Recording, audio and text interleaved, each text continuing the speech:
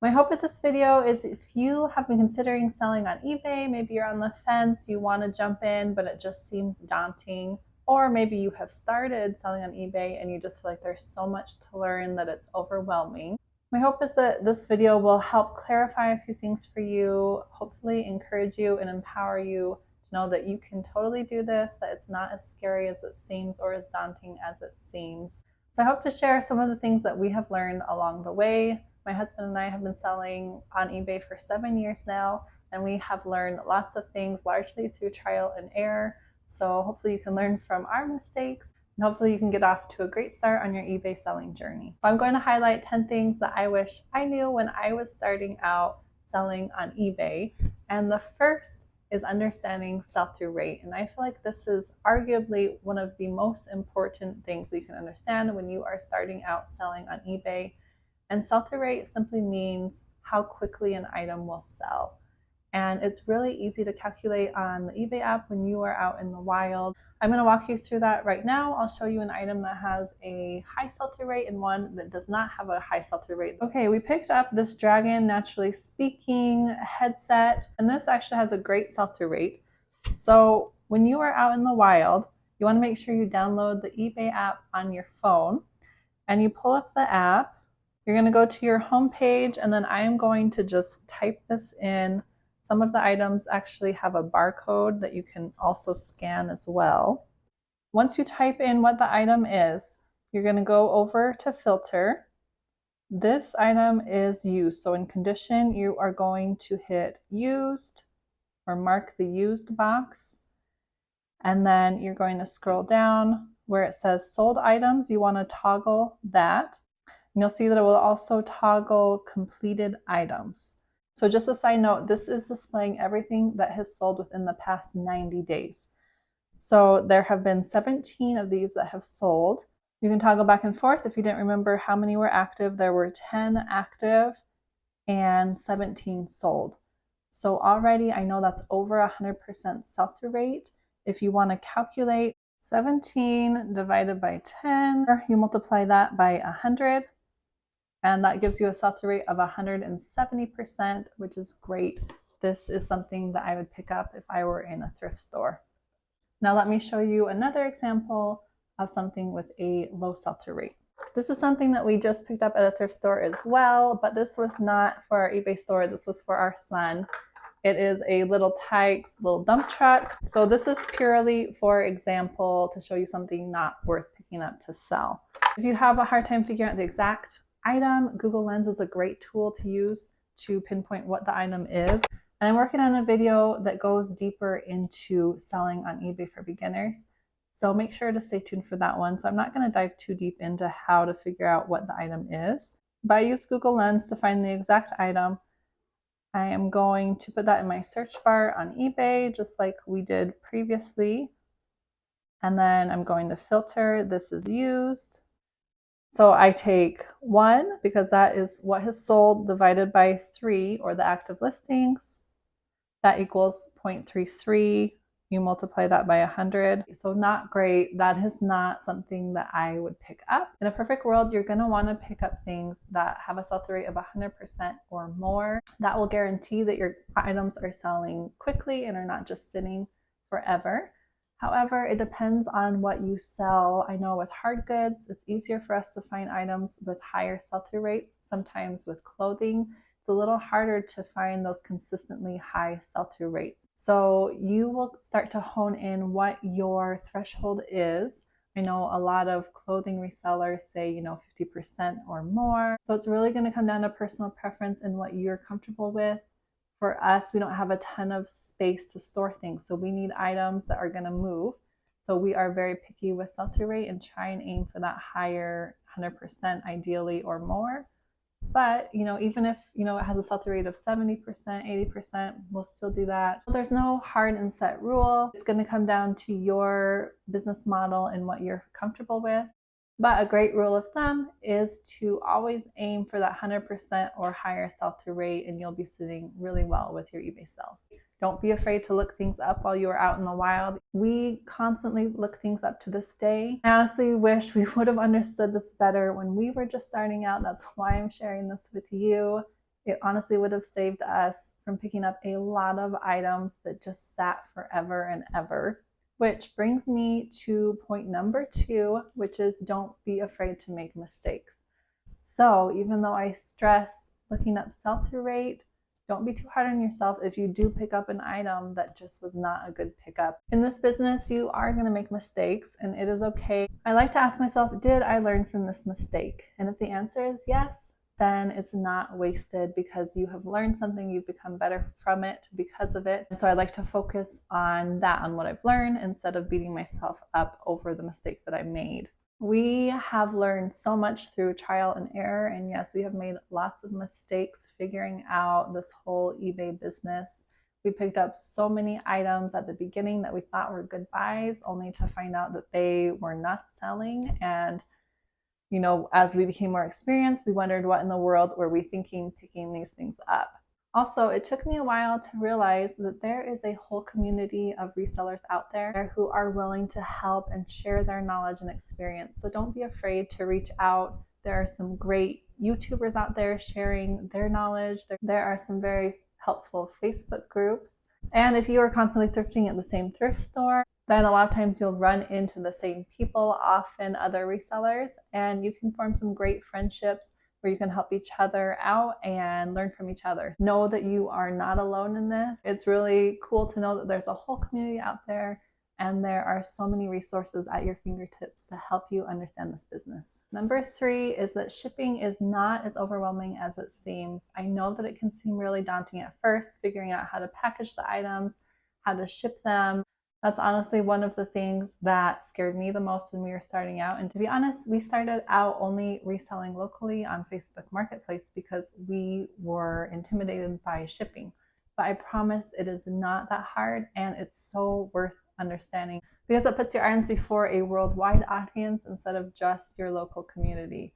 So I would recommend when you are just starting out to use calculated shipping. That will be found within the listing. As your listing will kind of walk you through entering dimensions and weight and whatnot. So that's a really easy way to have a close calculation of how much the item will ship.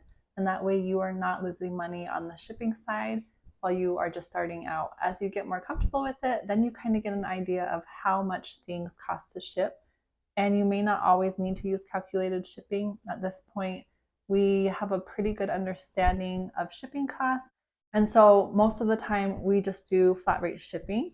But for starting out, I highly recommend calculated shipping. I know it can take more time as you are building your listing, but it's worth it to make sure that you are not losing money. And I've had people ask how they know what the dimensions are going to be of the item that they're shipping out. So an easy way to do that is to take your item, and then you are going to just measure, a couple of inches on either side of the item, both ways. So this is about 9 by say 12. Input those numbers into the calculated shipping space when you're doing your listing, and that will allow some room for your box and your packing materials. Also, if you have a box that's way bigger, you can easily cut it down, and I do have a video showing how to do that. It's really simple, so that you're not paying extra, because the bigger the box, the more you're going to pay. Also, for the majority of our items, we usually ship them Ground Advantage. It comes with $100 of insurance. The one exception would be if the item is really large, then we usually ship through UPS or FedEx because the rates seem to be lower for large items. But for the majority of everything else, we ship Ground Advantage through USPS. And I also highly recommend printing off your shipping labels at home, because eBay does offer discounts on shipping. If you take the items into the post office and have them print off the labels for you, then you are going to be paying a higher rate and you're going to lose money on the shipping side. So whether you just use your printer to start out or you have a label printer, it's definitely worth printing off those labels at home and not waiting until you get to the post office. I did a more in-depth video going over all of the basics of shipping, so I'll link that below for you. I'm not going to go into a ton of detail now. And just know that if you're just starting and it seems overwhelming, it's really not that complicated once you get the hang of it, so don't stress about it. I promise you can do it. Number 4 is to set bite-sized goals to avoid overwhelm. I do feel like in this business, it's easy to get overwhelmed if you're not careful There are times when we will have a giant pile of items that need to be listed, and I look at it and it just feels so overwhelming that I want to just avoid it for another day rather than tackling it. But I have found that if I set bite-sized goals, then it's a lot more attainable and I don't feel nearly as overwhelmed. So let me share a metaphor with you. In high school, I loved running cross country. My coach would always say, don't focus on the whole race ahead of you, focus on chunking up the race. So when you are at the start line, it can be very overwhelming if you think about that whole race that you have ahead of you to run. He would tell us to choose a landmark and focus on running well to that landmark. Then once we got to that landmark, set our sights to the next landmark. And before you know it, you've run the whole race well. So I often liken that to life, but especially to eBay. If I focus on that giant pile of items I need to list on eBay, it is so daunting that I don't even start. But if I tell myself, I need to list 2 items today, that feels a lot more attainable. And so I can jump in, get those 2 items done. And a lot of times, once I start working, I get in a groove and then I end up doing more. So if you can have the self-discipline to set those bite-sized goals and then work even when you don't feel like working, you'll be surprised a lot of times at what you can accomplish. Number 5 is scammers and fraudulent returns will happen, but not as often as you think. I feel that there are a lot of people that are afraid to start selling on eBay because of scammers, and there are scammers out there. I will be honest with you, even now as seasoned sellers, we still have scammers reaching out to us. So you do have to be smart and you need to be aware, but you don't need to be afraid. The amount of fraudulent returns that we have are very few and far between, thankfully. Just the other day, we had someone return something. They said it wasn't working. And so we were forced to pay the return shipping. When we got the item, it was totally fine. Nothing was wrong with it. So unfortunately, there can be instances like that where you do kind of just get the short end of the stick and people aren't entirely honest. So just know that that is part of doing business. You are going to run into things like that.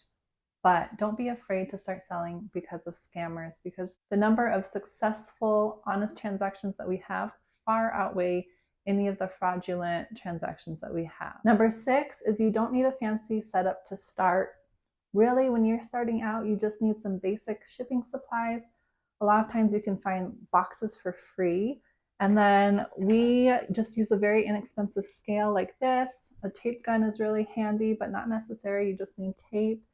Of course, for photographing, you need a camera, but your phone is generally sufficient for that. You need a clean, well-lit area, just natural light to photograph. That's one amazing thing about this business is the startup cost is very minimal. Of course, you can always add on to your setup as your business grows, but just know starting out, you don't need it to be perfect or fancy. You just need the basic items. Jump right in and get going and build as you go. Number 7 is another one that I feel is super important, and that is get organized. Figure out a way to organize your inventory so that you are not looking for the item once it sells or wasting precious time trying to figure out where you put that item. Learn from our mistake. We have been there before. When our store was small, we didn't think we needed a system to organize things. However, there were occasions where we could not find the item. We spent way too much time looking for the item.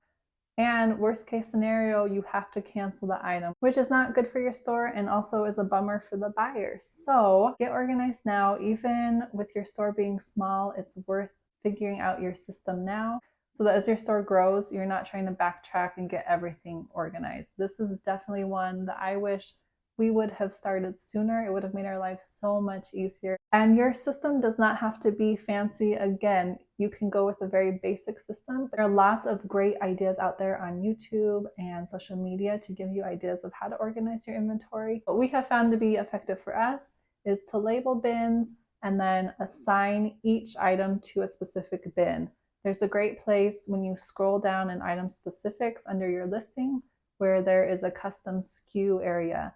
And there we like to put in cost of goods. So for example, we paid $2 for this. In the custom SKU area, we will mark 2 and then bin G. So that way it's really easy to keep track of what we paid for the item and also where the item is when it's sold. We can go to that bin, pull it out, package it up and ship it out, and we're not wasting time trying to remember where we put the item. Number 8 is don't be emotionally attached to the items that you are selling. This can start in the store, thrift store, when you are sourcing items, or at yard sales, wherever you source. And that goes back to what we talked about at the beginning with sell-through rate. Even though you find an item that you think is super cool, if it doesn't have a good sell-through rate, then don't pick it up. Be okay with leaving it behind. Unless you want it for yourself, then that's a different story. But just because you feel an emotional tie to the item doesn't mean it's going to be great for your eBay store. Make sure you're looking up the items and checking the sell-through rate. And then when you get it home, make sure you are pricing it competitively and not super high just because you think it's an awesome item, an awesome find.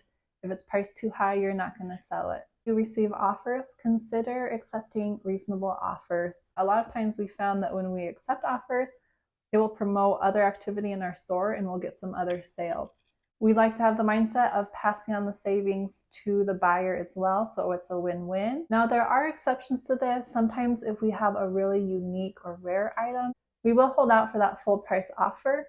But for just our general inventory, we like to accept reasonable offers and keep the items moving. So if you are able to keep yourself from getting emotionally attached to the items in your store, then it's a lot easier to let them go, move on, and keep selling rather than hoarding. Number 9 is don't give up. This business does require a lot of patience. One, you have to have patience with yourself. It takes time to learn the process, to learn the business. It takes time to learn what to pick up. I think social media can be really deceiving at times when you see these huge thrift hauls and it looks like, they went into the store, spent 20 minutes and had an insane haul. A lot of times the reality is they looked at clothing pieces one by one. They looked through all of the different sections, all of the items, and it takes time. So be patient. Don't think just because you're not finding huge hauls that you are failing. A lot of times we will go to a thrift store or a yard sale and pick up just 1 or 2 items. We do have occasional times where we do find those awesome hauls and we love days like that. But the reality is a lot of days look like just picking up a couple of good quality, high sell-through rate items. And I'm a big believer in little things adding up. So if you focus on just picking up quality items with high sell-through rates, then you will start to see that pay off in your store.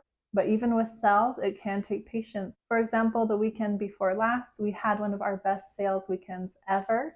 And then this past weekend, we only sold a few things. It was very slow. So you can reach some level of consistency with your store, but no, some days you're going to have more sales than others. Some days you may not have any sales, and that's okay. Know that if you put in the work, it will pay off.